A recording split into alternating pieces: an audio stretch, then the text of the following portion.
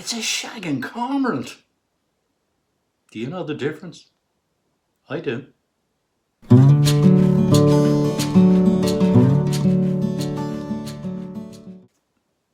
This week, I'd like to talk about two birds, cormorants and shags, the only members of a 40-strong family of aquatic birds resident in Ireland, the other members being spread throughout most of the world, except for the Central Pacific Islands.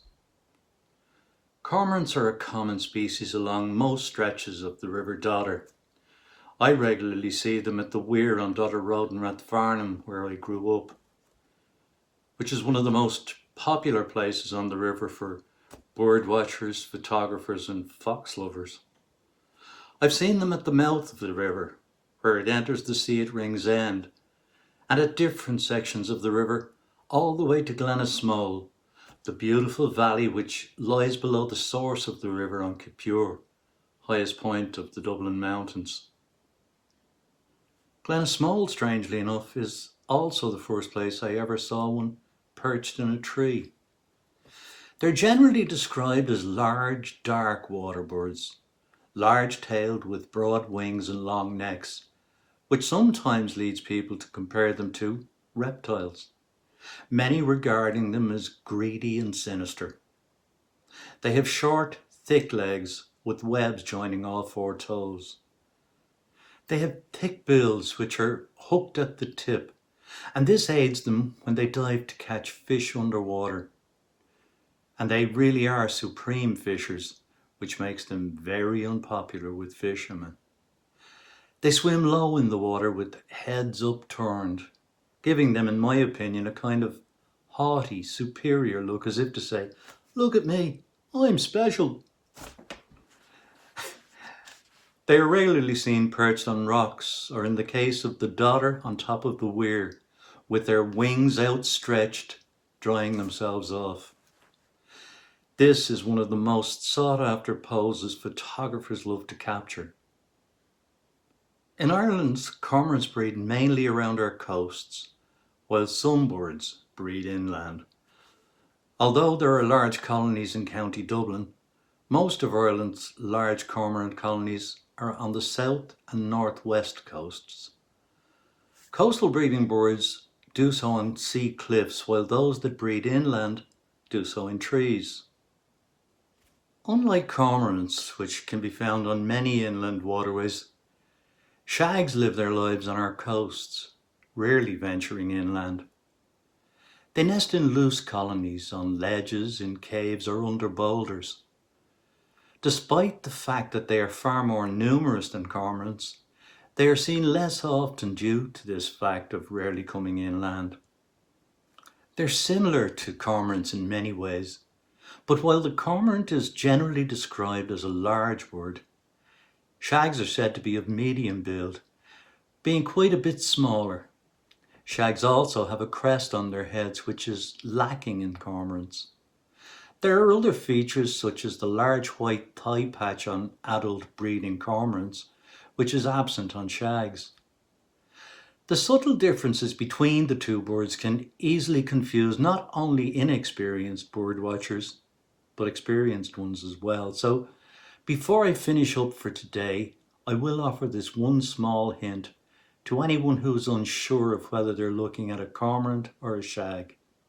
Just remember that if it's on an inland river or lake, or any inland body of water for that matter, you can be almost 100% sure it's a cormorant. So now we come to this week's slideshow, and what I've done for today is mix up both species from the River Dodder and Great Salty Island. I've also included a couple of photographs of a young cormorant which has taken a shine to my local park here in Tallaght, showing well over the last week or so, and I felt that, well, I had to include it in this week's show, which I hope you will all enjoy.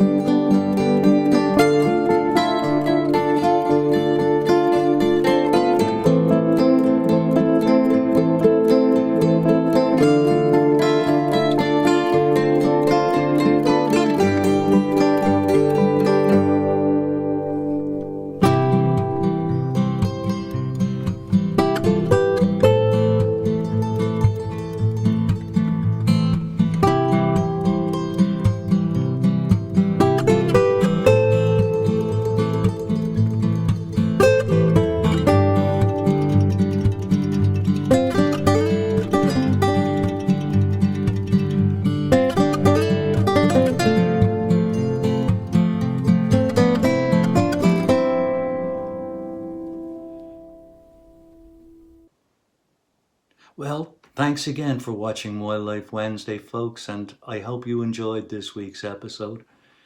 If you did, I'd be grateful if you'd give it a like and subscribe to my channel. And don't forget to ring the bell if you do, because you'll be notified then every time that I upload new content.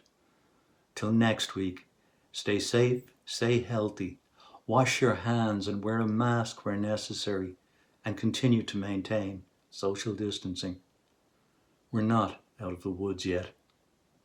Bye.